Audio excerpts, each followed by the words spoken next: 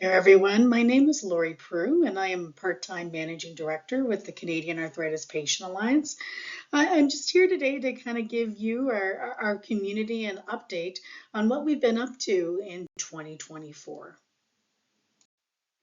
So just as a reminder, a little bit about CAPA.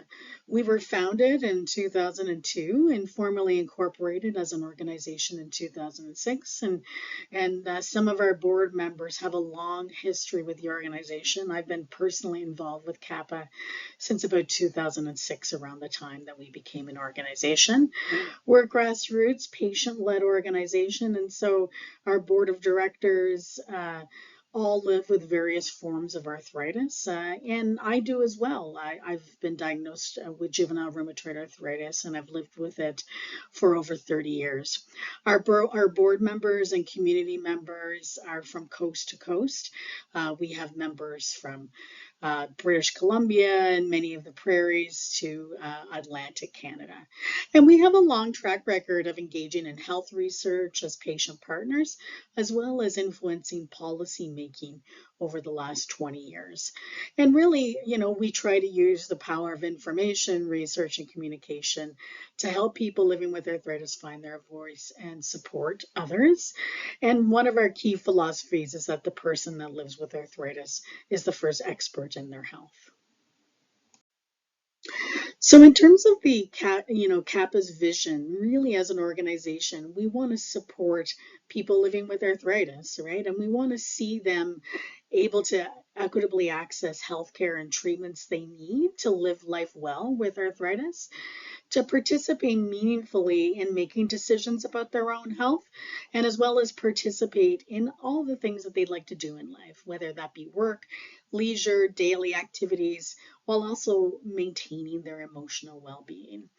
We also want to contribute to and drive innovative patient-oriented research that address the needs of patients and people living with these illnesses, as well as healthcare decision making or even social policy decision making. Now, taking this vision, I've tried to map out how this vision and how we're supporting these different aspects of the vision in our day-to-day activities and our priorities for 2024. So we've done a lot of work around accessing, vaccines, particularly protein-based vaccines for people living with immune-mediated arthritis, like rheumatoid arthritis or psoriatic arthritis. We've done some work around a patient support program, trying to evaluate what patient experiences are with these patient support programs that are often used to access, biologics and other, sort of specialty drugs that people with arthritis access. We've also supported drug shortages, and we've been working quite hard over the summer in particular around supporting a fairly significant allocation process for a Baptisette. We've offered education and tried to help people understand how they can access medical cannabis, for example, to help manage some of the symptoms of living with various forms of arthritis, like pain or fatigue and sleep, as well as developing some content for our website to sort of help people who are francophone to access health information in their first language. In terms of participating in decision making and their own health decisions as well as life activities, we've also done a project or did a survey on life hacks and assistive devices, which was a collaboration with McMaster University's Department of Rehabilitation. So you'll see that on our website. We launched a youth committee and had 5 members who developed resources sort of by and for youth living with arthritis. We offered a series on pregnancy and parenting, which offered, a range of information for people from either rheumatologists, healthcare professionals like occupational therapists, and of course, always highlighting the patient experience first and foremost to help people, manage pregnancy while living with arthritis, as well as being able to be the parent that they want to be. We've also tried to help people live well in a world with COVID and have tried to, increase awareness around this, because we know people who are immunocompromised face additional challenges and living well in a world like this, as well as contributing to some of the social policy making, particularly around the Canada Disability Benefit regulations this year. Last but certainly not least is driving patient-oriented research and decision making. And so to do this, we're really trying to build a community of patients or people with arthritis who feel equipped to participate and contribute to these things. So we've actually finalized a patient partner training program where we recruited upwards of about 15 people. So they feel equipped to enter into conversations, for example, influencing pharmaceutical and other health policies. We've done a number of formal submissions to government or participated in advocacy efforts and so on to help, elevate and communicate the needs of people living with arthritis.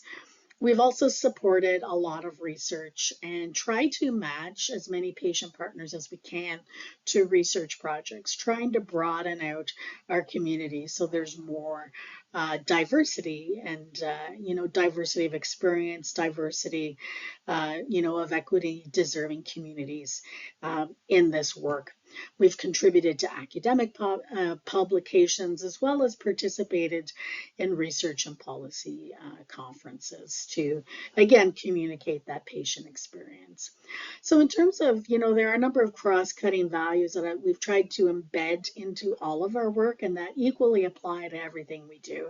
So this being health equity, community building and building up capacity as another, recognizing lived experiences, expertise, and of course, pursuing partnerships with organizations and individuals where there is mutual respect. And so to do all this work, I was put in the role of managing director. It's been about 2 years now. And so, I basically work, I don't work full time, I work part time for CAPA at about 1.5 days per week. We're supported by Lena Gazazova as an admin consultant, Jason Mail as our accounting, and Anna Sampsons as our communications advisor. The executive is made up of Linda Wilhelm and Don Richards and myself as an ex officio member. And then we have a very passionate board of directors noted here with representatives from, coast to coast, as well as supported by a medical advisory committee, Dr. Carter Thorne, Dr. Bindi Korea, and Dr. Janet Pope. Now, I don't think I'll go through all of this in a tremendous amount of detail, but really this was just to kind of give you a snapshot of some of the activities that we've done. I think it's been a record year in terms of offering education to our members through about 8 webinars, a number of patient input submissions and policy submissions to government and policy conferences like the Canada Drug Agency symposium that was held in September, number of opinion editorials, and so on. And as I previously mentioned, we finalized our training program and had about 15 people who were trained on this, and we'll be evaluating that over the course of the year.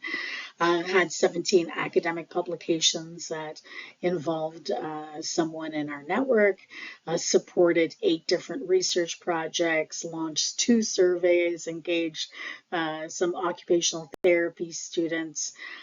We'll have the research page redesigned by the end of the year, and even submitted some original research ourselves to conferences, particularly focused on the capacity building projects.